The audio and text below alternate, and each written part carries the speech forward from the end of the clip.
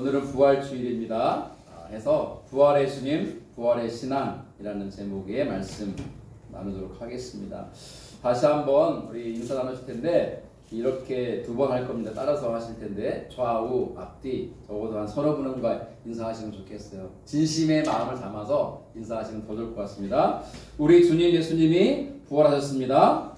우리 주님 예수님이 부활하셨습니다. 우리 주님 예수님이 부활하셨습니다. 한 번 더 하십니다.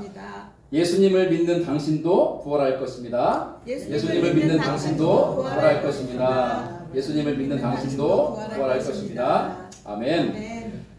정말 기쁜 날이죠. 매주 주일이 예수님의 부활하심을 기념하는 날이기도 하지만 특별히 1년에 한 번 부활절을 맞아서 함께 예배드리며 우리 주님의 부활하심을 기억하고 기념하면서 서로를 축복하는 시간을 갖고 있습니다. 부활의 신앙이 우리를 다시 살게 할 줄로 믿습니다. 아멘. 그 부활의 신앙으로 모든 어려움을 이겨내시고 날마다의 삶 속에 승리할 수 있길 주의 이름으로 축원합니다. 아멘. 예수님이 십자가에 돌아가신 날은 안식일 전날이었어요. 안식일 바로 전날 돌아가셨거든요. 그리고 다음 날인 안식일이 지났고 그 다음 날인 안식일 다음 날 이른 새벽이 되었어요. 사실 시간상으로는 뭐 하루 반 정도밖에 안 지난 거고요. 날짜로는 한국식 계산으로는 사흘째죠. 하루 이틀 사흘, 그죠? 그러나 돌아가신 시점으로는 이틀 지나서 예수님이 부활하셨죠. 그런데 예수님이 십자가에 돌아가신 날은 말씀드린 대로 안식일이 바로 전날이었고 해가 지면서 안식일이 시작되기 때문에 해가 지기 전에 예수님의 시신을 처리해야만 했습니다. 하지만 예수님이 죽으신 죄의 목은 뭡니까? 유대인의 왕이라는 죄패가 붙은 것처럼 자기가 유대인의 왕이라고 주장했기 때문에 로마 황제의 권위를 대항해서 수많은 사람들을 추종하게 만들고 밀란을 일으켰다라고 하는 죄목을 씌워서 십자가형에 죽인 거예요. 그 당시의 문헌을 보면 밀란을 일으킨 사람, 반역을 일으킨 사람, 내란을 일으킨 사람, 내란. 십자가에 달아 죽였거든요. 그런데 십자가에 달려 죽게 할 때에 죽을 때까지 달아놓았어요.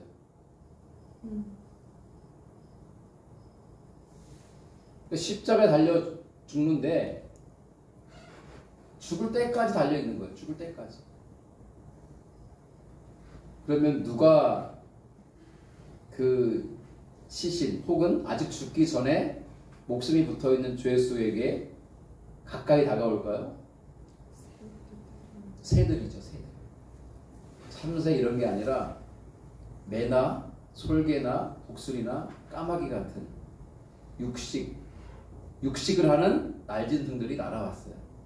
그래서요, 눈도 파먹고 돌도 파먹고 뱃살도 파먹고 실제예요. 아직 살아있어요. 죄수가 달려있는데 그 육식성의 날짐승이 날아와서 사람의 살을, 눈을 파먹어요. 그 고통이 얼마나 컸을까요? 죽을 때까지 그리합니다. 그리고 그 죄수가 달려 마지막에 죽잖아요. 죽고 나면 여전히 계속 그 십자가형 위에 죄수를 달아놨어요. 그래서 날짐승에게 뜯겨 먹는 잔인한 모습을 그 성에 있는 그 도시에 있는 사람들이 다 보게 만들었어요.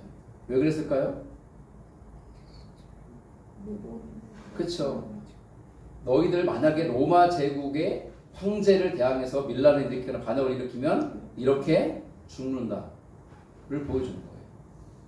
경각심을 주고 공포심을 불러일으켜서 다시는 내란을 일으키지 않도록, 밀란을 일으키지 않도록 제어하는 장치로서 십자가형을 통해서 죄수를 처형했어요.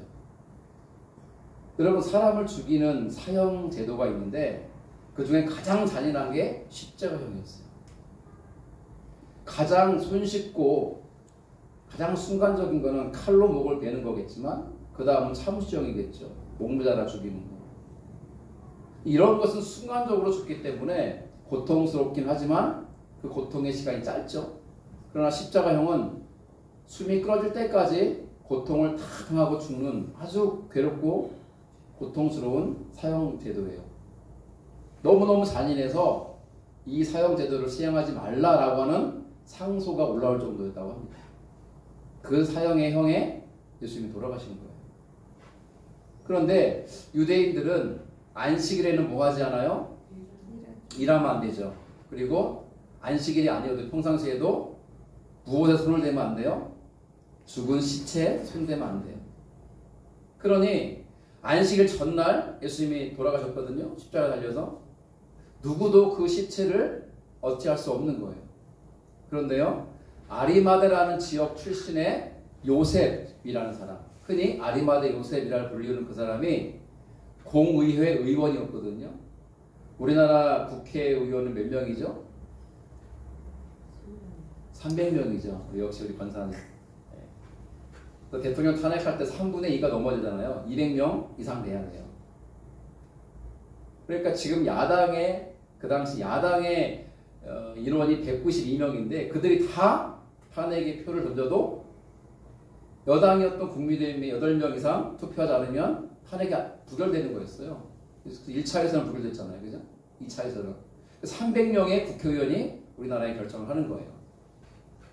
그럼 국회의원은요, 개인이 아니라 그 지역을 대표하는 정치인이에요. 우리 동구 이쪽 대표하는 국회의원이 있을 거 아니에요. 그분이 자기 한 표를 행사할 때 사실 자기 개인의 한 표가 아니라 동구 주민들을 대표하는 한 표를 하는 거예요. 중요한 거죠.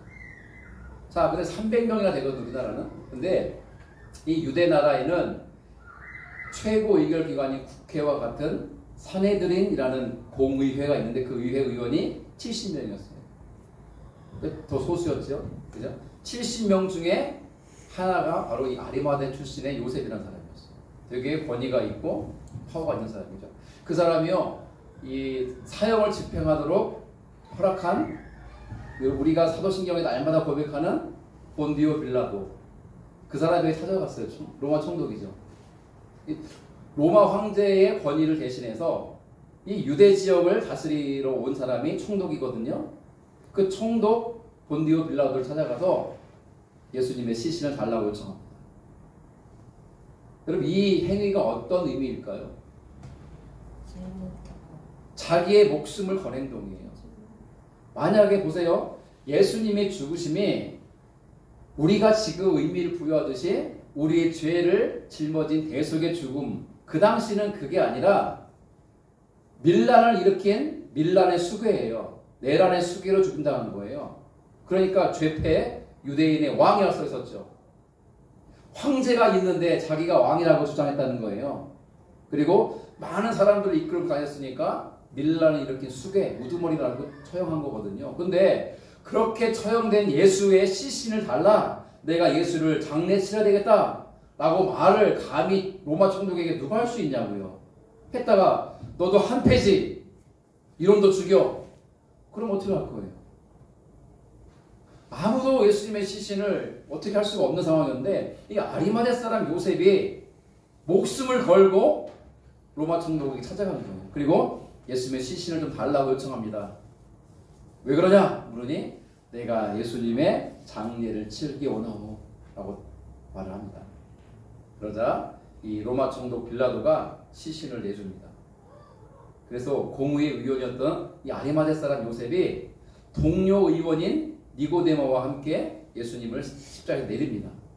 그리고 예수님의 시신을 잘 잡고 세마포로 잘 싼 다음에 아무도 지금까지 사용해 본 적이 없는 새 무덤에 예수님을 다 안치합니다. 이 모든 광경을 누가 끝까지 지켜보는가? 막달라 마리아라는 여자와 그리고 요세와 야고보의 어머니 마리아, 그리고 살로메, 그리고 갈릴리에서 온 여러 여인들이 이 광경을 끝까지 지켜봤어요. 여러분, 아이러니하지 않습니까? 예수님의 제자 가운데는 단 한 사람도 예수님의 마지막을 함께한 사람이 없어요.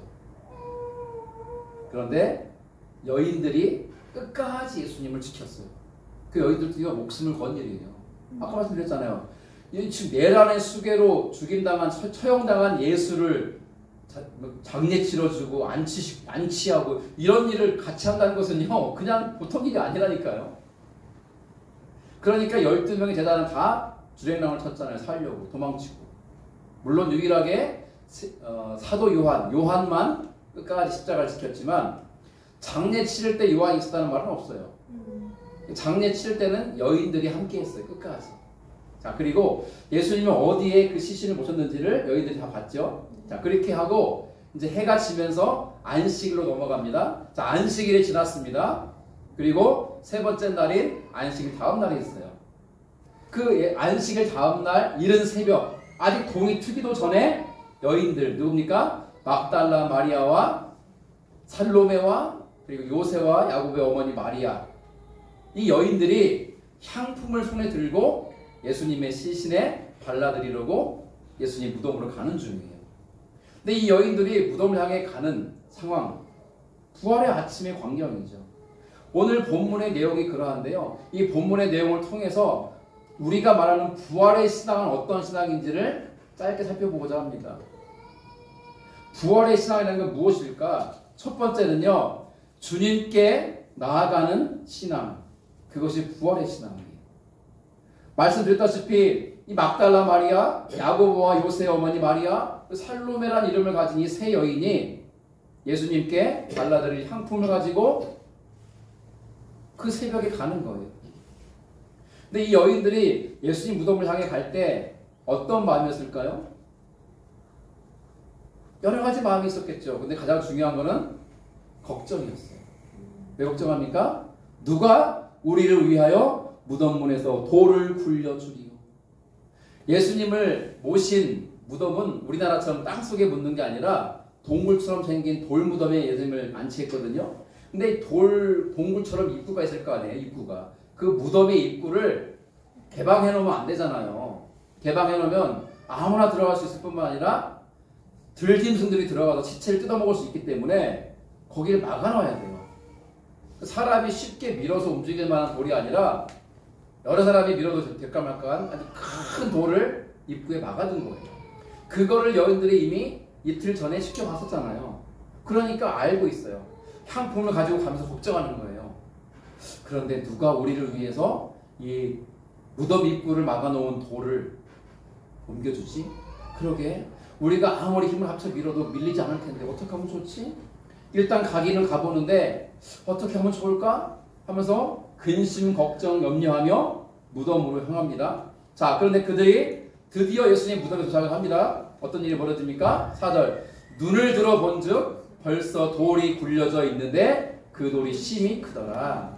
전 여기서 마지막 부분이 눈에 들어왔어요. 그 돌이 심히 크더라. 여러분 성경에서 심이라는 부사가 들어가면 굉장히 큰 거라는 뜻이에요. 동경제 가가지고 밀면 밀리는 돌이 아니라는 거예요. 동경제 같은 장정들이 한 10명은 달라붙어가지고 막 밀고 동아줄로 땡기고 막 서로 막 힘을 합쳐야 돌이 움직일까 말까 할 정도의 큰 돌을 말해요. 그러니 이 여인들이 가가지고 밀어봤자 밀리지도 않고 걱정했던 이유가 거기 있는 거죠. 근데 무덤에 도착을 하고 보니까 이미 돌이 굴려져 있는 거예요. 깜짝 놀랄 만한 일이 벌어진 거죠. 여러분 누가 돌 문을 열었을까요? 부활하신 주님이시죠. 물론 천사들을 보내서 하나님의 무덤의 문을 열게 하신 거일 수도 있지만 그렇더라도 천사들은 심부름꾼들일 뿐이죠. 연락을 명령하신 분은 주님이시죠. 주님이 돌문을 여시고 무덤에서 나오셨죠. 왜냐? 무덤 안에 안 계셨잖아요. 그러니까 무덤 안에 안 계셨으면 그 말은 나왔다는 뜻인데 나오려면 뭘 열어야 돼요? 무덤 문을 열어야죠. 그 큰 돌로 된 문, 돌문을 예수님이 열고 나오셨다는 거예요. 전 여기에서 이러한 교훈을 얻습니다. 여러분 예수님의 부활을 믿는다라는 그 부활의 신앙은 뭐냐면 주님께서 우리 인생의 돌무덤같이 무덤에 입구를 막아놓은 큰 바위덩어리 같은 문제를 옮기시고 치우시고 해결하시는 분이라는 것을 믿는 믿음이라고 생각을 합니다. 아멘. 여러분 그거는요 사람이 믿을 수 있는 돌이 아니에요. 사람이 옮길 수 있는 돌이 아니고 우리가 해결할 수 있는 돌이 아니라고 그랬어요. 부활의 주님만이 옮길 수 있고 해결할 수 있는 우리 인생의 돌덩이, 그것은 바로 부활의 주님이 해결할 수 있는 능력의 주님이라는 뜻이죠. 전 이 시간 도전합니다. 우리 인생에 어떠한 돌덩이 같은 어려움과 문제가 있습니까? 그 문제는요, 여러분 빨리 아시면 좋아요. 내가 해결할 수 있다 없다? 없다. 많은 사람들은요, 영호 형제 어려움이 생기면 사람들은 어떻게 합니까? 어려운 일이 닥치면 어떻게 해요? 이렇게도 해보고 저렇게도 해보고 도움의 손길을 찾아보기도 하고 내가 할 수 있는 노력을 다 해보긴 해요. 그렇게 해도 해결되지 않는 문제가 있다 없다? 있다는 거예요. 우리가 감당할 수 없고 해결할 수 없는 그 큰 문제를 가지고 있는 우리의 인생인데, 그런 인생 살아가는 우리들이 부활의 신앙이 필요한데, 그 부활의 신앙이 무엇이냐? 부활의 주님께 나아가는 신앙이라는 거예요.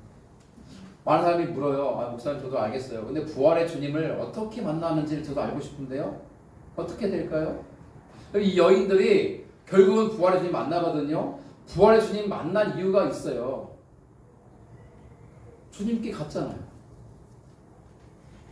여러분이 저를 만나려면 교회로 와야 되잖아요. 제가 교회에 있다고 가정하면. 동경자가 제가 지금 교회에 있는데 교회로 와야 저를 만난다고요. 교회도 오지 않고 그냥 집에서 나 목사님 보고 싶은데 어떻게 하면 좋지? 하고 투덜투덜거리고 있어봤자 저를 만날 수가 없잖아요. 저는 뭐 만나봤자 그쵸, 별로 도움이 안 될 수 있어. 그러나 주님은 만나야 돼요. 우리 인생의 해결자이시고 구원자이시기 때문에 반드시 만나야 돼요. 그 주님 만나려면 어떻게 합니까? 묻는데 주님께 가야죠. 주님이 뭐라고 그랬어요? 찾으라고 그랬잖아요. 찾는 자가 찾아요. 여러분 보물찾기 해봤습니까? 소풍 가면? 이번에 한번 해볼까요? 제가 하루 전날 경주 가가지고 숨겨놓고 와야 되겠네. 보물찾기가 얼마나 즐거워요. 보물찾기 할 때 어떤 사람이 보물찾기에 보물 찾습니까? 찾으려고 돌도 막 들어보고 나무 껍질도 막 까보고 막 풀도 찾아보고 이 사람이 찾잖아요. 그늘에 앉아가지고 쫓아먹을 그 사람이 보물 찾습니까? 절대 못 찾죠. 이래나 찾아라, 나는 쫓아만 먹고 있을게. 이런 사람은요, 보물찾기, 보물을 죽었다기라도 못 찾아요. 그런데요, 찾아보려고 여기저기 뒤지는 사람은 결국 찾아요. 마찬가지 아니에요? 주님 만나고 싶어요 라는 마음은 다 가지고 있어요. 근데 찾질 않아요. 주님께 나아가질 않아요. 그 당시에 사람들이 얼마나 많았겠어. 그러나 부활의 주님 만난 사람들은 이 여인들이에요. 왜? 주님께 나아갔잖아요. 주님 내 인생의 문제 해결해 주세요. 주님께 구하지도 않으면서 어떻게 문제 해결됩니까? 주님 내 지금 이러한 상황 속에 있는데 이 상황이 좀 지나가게 해주세요라는 기도도 간구도 부르짖음도 하지 않고 어떻게 해결되길 바라냐고요. 부활의 신앙은 뭡니까? 내 인생에 돌무덤을 막아놓은 큰 바위가 같은 문제가 있을지라도 이 문제를 해결해 줄 주님께 나아가는 신앙. 그 신앙이 부활의 신앙인 줄로 믿습니다. 아멘. 두 번째는요, 살아계신 주님을 믿는 신앙이에요. 여러분, 이 여인들이 예수님을 향해 나아갈 때에 걱정했다고 했잖아요. 누가 우리를 이 돌덩어리를 옮겨줄까? 그런데 가보니까 돌덩어리가 옮겨져 있는 거예요. 얼마나 놀랍고 또 얼마나 기뻤을까요? 그 여인들은요, 조심조심 무덤 속으로 들어갑니다. 예수님 향품 발라드리러 왔으니까요. 갔는데 예수님은 보이지 않고 누가 있습니까? 흰 옷을 입은 한 청년이 예수님이 눕혀놨던 그 자리에 오른쪽 편에 앉아있는 걸 보고 놀란 거예요. 여러분, 깜깜한 밤에 제일 무서운 게 뭔지 아세요? 사람이에요. 잘 아시네. 여러분, 깜깜한 밤길을 할 때 제일 무서운 게 사람이에요. 사람 만나면 진짜 무서워요. 여러분, 이 껌껌한 아직도 동이 트기 전인데 이른 새벽 미명의 시간에 무덤에 간 것도 보통 일이 아닌데 무덤 문이 열려 있어서 그 안에 들어가 봤는데 그 속에 사람이 있으니 깜짝 놀랐을 거 아니에요. 이 사람은 사람이 아니죠. 누굽니까? 천사죠. 흰 옷을 입은 한 청년이 있었어요. 그런데 그 청년이 이렇게 말해요. 6절에 노란색 보세요. 놀라지 말라. 너희가 십자가에 못 박히신 나사렛 예수를 찾는구나. 여러분 여기 보세요. 이 여인들이 찾고 있던 분은 누구냐면 십자가에 못 박혀 죽으신 예수님을 찾았던 거예요. 그러나 빨간색이요. 그러나 그는 살아나셨고 여기 계시지 않다라는 거예요. 봐라. 그를 눕혔던 곳이 여기인데 지금 비어있지 않냐. 그분을 쌌던 세마포만 여기 개켜져 있으니까 여기 봐라. 계시지 않다라는 거예요. 예수님을 믿는다라고 말하면서도 십자가의 죽음으로 끝나버린 예수님을 믿는 사람들이 있죠. 예수님을 믿는다 하면서도 무덤에 묻혀있는 예수님을 믿는 사람도 있겠죠. 그러나 우리가 믿어야 되는 분은 그게 아니라 십자가에서 달려 죽으셨지만 다시 살아나신 예수님을 믿는 것이고 무덤에 묻혔지만 다시 무덤 문을 열고 부활하신 예수님을 믿는 거예요. 그럼 죽음이라는 건 뭡니까? 세상 사람들이 다 무서워하고 두려워하는 거죠.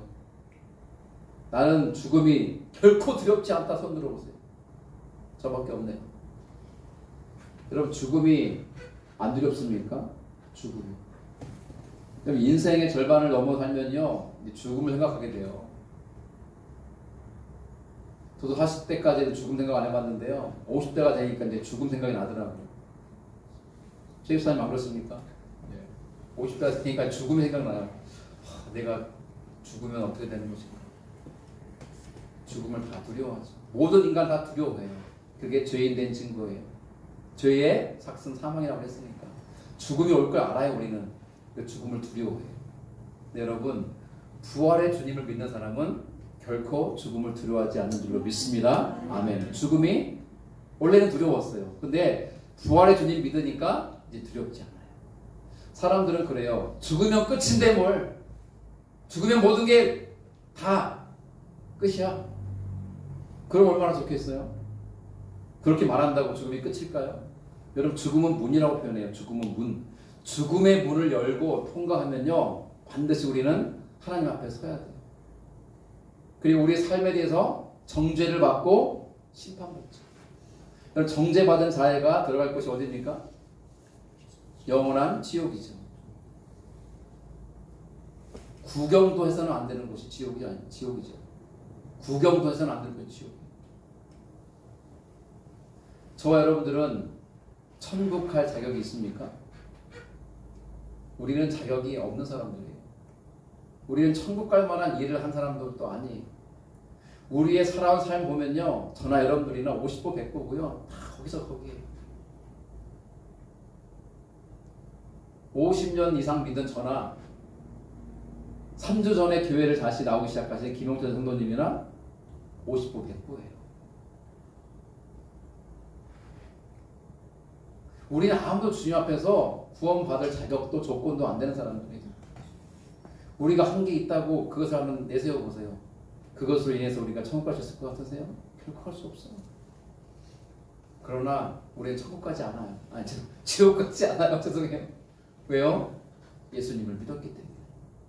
예수님을 믿는다면 죄사함 받고 영원한 생명을 얻어 하나님 나라에 들어가게 될 거라고 주님 약속해 주셨잖아요.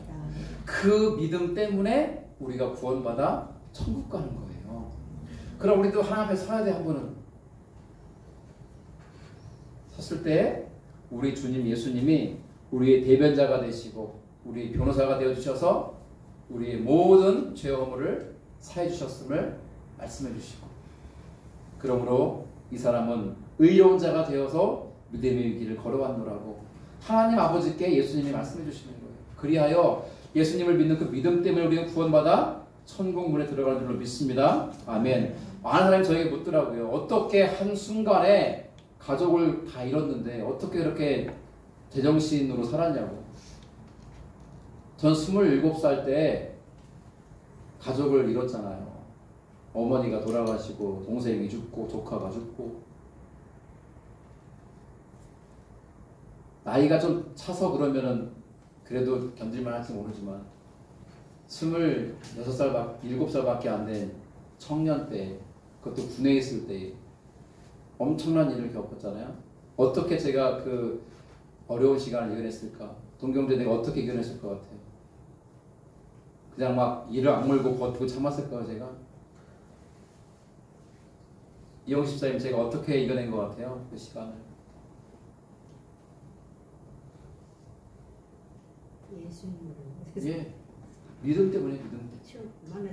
믿음 때문에. 그 믿음이 나에게 소망을 줬어요. 무슨 소망이요? 부활의 소망. 우리 아버지 어머니는 그 당시에 개척교회, 우리 드림교회는요 작은 개척교회 목회하고 있었거든요. 목회 그렇게 열심히 하신 우리 어머니가 그렇게 돌아가셨어요. 지금 제 나이쯤에 50대 초반. 제 동생 23살에 죽었어요. 23살. 조카는 5살인데요. 한국 나이 5살이고 겨울수라면요 3년 6개월밖에 못 살았어요. 조카 3년 6개월. 93년생. 이 영호랑 같은 나이. 근데 왜 제가 절망적이고 낙심이 안 됐냐면요. 비록 죽음의 문을 통과해서 다시는 그분들을 볼 수가 없지만 장차 부활의 영광에 이르러 만나게 될 것을 믿었기 때문입니다. 그럼 마찬가지 아니에요? 여러분들이 저보다 일찍 돌아가시면 제가 장례식 치러줄 거 아니에요. 혹시 이혼할 거 아니에요? 아, 저는 다른 분에게 장례식을 부탁하고 싶습니다. 그렇게 이혼을 하고 돌아가실래요? 그렇게 이혼하면 제가 장례 안 치러드릴게요. 뭐 할 수 없죠. 근데 여러분들이 저보다 일찍 돌아가시면 제가 장례를 치러드릴 거 아니에요. 장례를 치러드릴 때 참 슬플 것 같아요. 한편 인간적으로. 우리 함께 고생도 하고 함께 섬김도 하고 함께 애도 쓰고 수고했는데 이렇게 떠나가시다니 싶은 마음도 있겠죠. 하지만 결론은 뭐예요? 소망이고 기쁨인 거예요. 왜? 천국에 들어갔을 확신하니까. 그래서 장차 우리도 인생의 길 끝에서 죽음의 문을 열고 들어가면 우리를 맞이해 주시는 부활의 주님이 계심을 확신한다면 우리도 그 주님께서 예비하신 영원한 날에 들어갈 것을 믿기 때문이에요. 앞서 가신 분이 있고 뒤따라가는 이가 있는 것 뿐인 거예요. 여러분 그렇지 않습니까? 그 부활의 신앙을 붙잡아야 우리는 승리할 수 있는 거예요. 그 부활의 신앙이 없으면 죽음이 두려울 뿐이에요. 죽음 앞에 겁을 내는 자가 있습니까? 그러지 마십시오. 선포하십시오. 죽음아 와라. 네가 나에게 엄습한다 할지라도 나는 결코 너를 두려워하지 않는다. 난 이 죽음을 통과해서 영원한 하나님 나라에 이를 것을 확신한다. 왜냐하면 나는 자격도 없고 조건도 없고 공로도 없는 자이지만 예수 그리스도의 십자가의 보혈로 내 죄가 씻음 받았기 때문에 나는 의로운 자가 되었고 하여 나는 영원한 생명을 얻었고 영원한 나라에 들어갈 자격을 티켓을 얻었기 때문이다. 그래서 우리가 죽음을 앞두고 마지막 유언을 할 수 있다면요 함께 찬양하면서 마지막을 보내드리고 싶어요. 그게 부활의 신앙이죠. 마지막 세 번째 부활의 신앙은 무엇인가? 사명의 자리에 서는 신앙입니다. 그 천사가 계속 말을 합니다. 이렇게 말했잖아요. 너희는 십자가에 달려 죽으신 예수를 찾고 있구나. 그렇죠? 죽은 예수를 찾고 있었어요. 그러나 그는 살아나셨다. 여기 계시지 않다. 와서 누웠던 곳을 보라 그랬어요. 이어서 뭐라고 말씀합니까? 자 보십시오. 가서 그의 제자들과 베드로에게 이르기를 예수께서 너희보다 먼저 갈릴리로 가시나니 전에 너희에게 말씀하신 대로 너희가 거기서 배우리라 하라 하는지라 그랬어요. 여러분 잘 보세요. 이 천사가 이 여인들에게 한 말이에요. 그대들은 가서 베드로를 비롯해서 제자들에게 이렇게 전하시오. 뭐라고요? 예수께서 너희보다 먼저 갈릴리로 가실 거야. 전에 너희에게 말씀하신 대로 너희가 거기서 어딘가 갈릴리에서 예수님을 만나게 될 거야. 이 말을 전하라는 거예요. 여러분 왜 예수님이 갈릴리로 가신 걸까요? 제자들은 거기 아직 없잖아요. 예수님 먼저 가셨고 내가 거기 있으니까 거기로 와라 그랬잖아요. 왜 갈릴리로 굳이 오라 그랬을까요? 지금 예루살렘에 사람들이 있는데. 갈릴리는 어떤 곳인가를 알아야 돼요. 갈릴리는 어떤 곳입니까? 제자들이 예수님을 처음 만난 곳이에요. 둘째는 뭡니까? 사명의 자리예요. 여러분 예수님 제자들이 물고기 잡으면 어부였잖아요 대부분. 근데 물고기 잡을 때 허탕을 쳤어요. 밤새 그물 내렸는데 물고기를 한 마리도 못 잡았어요. 이제 해가 뜨고 전문용어로 심하이 일을 끝낼 때가 됐어요. 한 마리도 못 잡고 허탈한 마음에 그물을 이렇게 올려서 철수하려고 집에 가려고 하는데 예수님이 이때 예수님인지 몰랐죠. 여보시오, 저 오른편에 그물을 던져보시오. 짜증나죠. 한 마리도 못 잡았는데. 그러나 한번 믿거나 말거나 뭐 믿져도 본전이니까 던져봤는데 물고기를 잡은 거예요. 가득 담았어요. 깜짝 놀라죠. 이게 무슨 일인가. 배를 못해 대고 그 말했던 분이 누군가 봤죠. 봤더니 예수님인 거예요. 예수님 뭐라 말씀하십니까? 얘들아, 이제는 물고기 잡는 어부가 되지 말고 사람을 낚는 어부가 되라 그랬어요. 그게 그들에게 준 사명이에요. 사람을 낚는 어부가 뭡니까? 죽어가는 영혼들을 영원한 생명으로 건져내는 일이잖아요. 구원의 사명이에요. 그 사명을 받은 곳이고 예수님을 처음 만난 곳이 갈릴리예요. 지금 제자들은요, 무서워 떨고 있었잖아요. 신앙, 요만큼 있던 신앙 다 저버리고 두려워 떨고 있던 중이었어요. 숨어 있던 중이에요.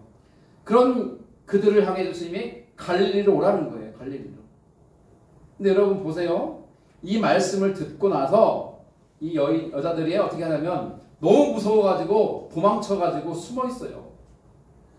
무덤에서 누군가를 만났고 만난 사람이 이상한 말을 하니까 두려워 떨었겠죠. 하지만 그 후에 막달라 마리아가 예수님을 다시 만나요. 부활주님을 직접 만나고 예수님 말씀 또 들어요. 제자들에게 가서 갈릴리로 오라고 해라. 내가 거기서 그들을 만날 거라고 전해라. 라고 해요. 그래서 마리아가 가가지고 제자들한테 말을 해요. 그때서야. 무덤에 갔다가 예수님 만났는데 당신들 갈릴리로 오라고 합니다. 빨리 갈릴리로 가보시오. 라고 말을 합니다. 자, 그 말을 하자 제자들이 어떻게 반응합니까? 11절 보세요. 그들은 예수께서 살아나셨다는 것과 마리아에게 보이셨다는 것을 듣고도 믿지 아니하니라. 듣고도 안 믿어요. 이 여자가 실성했나? 그런데 그 제자 중에 두 사람이 길을 가다가 부활의 주님을 만나요. 그래서 다시 돌아와서 나머지 제자들한테 말을 해요. 우리가 길을 가다가 부활하신 주님을 만났다 라고 말을 하자 어떻게 합니까? 13절 역시 믿지 아니하리라. 예수님의 부활하시기 전에 듣고도 안 믿어요. 이들이. 예수님이 직접 나타나십니다. 14절입니다. 읽어보죠. 그 후에 11제자가 음식 먹을 때에 예수께서 그들에게 나타나사 그들의 믿음 없는 것과 마음이 완악한 것을 꾸짖으시니 이는 자기가 살아난 것을 본 자들의 말을 믿지 아니함일러라. 마리아도 말했죠. 두 명의 제자도 말했죠. 예수님이 살아나신 것을 전해줬고 우리가 직접 만났다고 말해도 믿지 않았다는 것을 예수님이 지적하면 꾸짖어요. 근데 예수님이 이들을 찾아오신 목적은 이들을 책망하기 위한 게 아니에요. 마지막 구절이 중요하죠. 16장 15, 16절 같이 읽습니다. 시작. 또 이르시되 너희는 온 천하에 다니며 만민에게 복음을 전파하라. 믿고 세례를 받는 사람은 구원을 얻을 것이요 믿지 않는 사람은 정죄를 받으리라. 아멘. 이 사명을 마지막으로 확인시켜주고 상기시켜주고 마음에 확증해 주시기 위해서 주님이 찾아오신 거예요. 그러니 갈릴리로 와라라는 말은 왜 온지가 분명해져요. 예수님이 처음 그들을 만나 주셨을 때에 그들에게 사명을 주셨잖아요. 이제 너희들은 물고기 낚는 어부가 아니라 사람을 낚는 어부가 되라. 3년이 지났습니다. 예수 십자가에 죽으셨고 부활하셨어요.